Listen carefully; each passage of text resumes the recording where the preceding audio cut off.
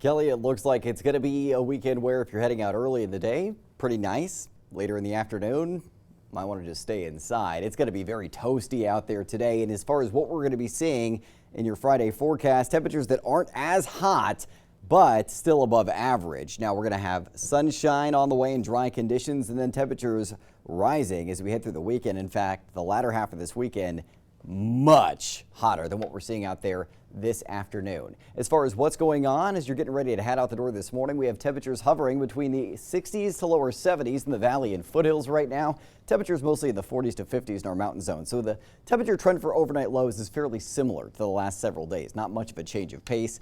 If what you were wearing yesterday morning kept you comfortable on your way out the door, I would stay the same today. Don't make much of a change of pace because the conditions are fairly similar.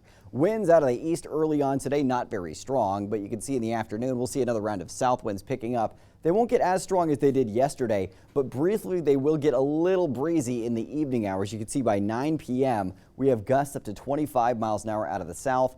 Lighter winds overnight into tomorrow morning, and then those winds pick up into a modest range in the afternoon. So we're not seeing any big wind events either, and those winds are mostly coming out of the south. It means they're not going to dry us out as much. That's decent news for our fire danger. And again, those winds are not especially strong. Satellite and radar showing sunshine overhead as we start off the day. We're going to have high pressure to our east staying in place, and that's continuing to drive our heat. But today we have this cooling factor moving it along the coast. And here's a look at your FUTURECAST and what's driving our weather conditions. The ridge off to our east very strong. This is what's kept us very hot all week. Meanwhile, this cooling influence heading through today, starting to eject to the north a little bit tomorrow, but it's still giving us that enhanced onshore flow. So the areas of our region to the south still seeing some relief from the heat, but the further you get from the north, the further you get from that influence of cooling. And so our northern zones are going to heat up by a few degrees tomorrow, while mid-valley areas stay fairly similar. That cooling influence ejects well off to our northeast Sunday, high pressure off to our east, and then building in from the west, both combining to drive very toasty temperatures and dry conditions. As far as what we're seeing for your Friday afternoon, mid to upper 90s for the most part in the northern mountains. So that's a bit of a dip compared to the last few days.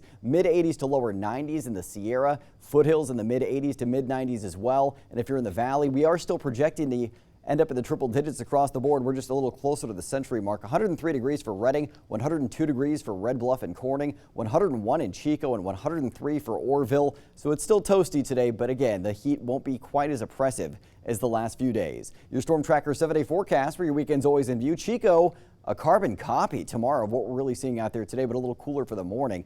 Bumping up in temperatures a little bit Sunday into Monday, a little dip back to 100 degrees Tuesday, and then above the century mark Wednesday and Thursday. Redding 103 today, up to 109 on Sunday, almost as hot Monday, still well above the century mark through at least the middle of next week, with a threat of mountain thunderstorms returning late in next week's forecast.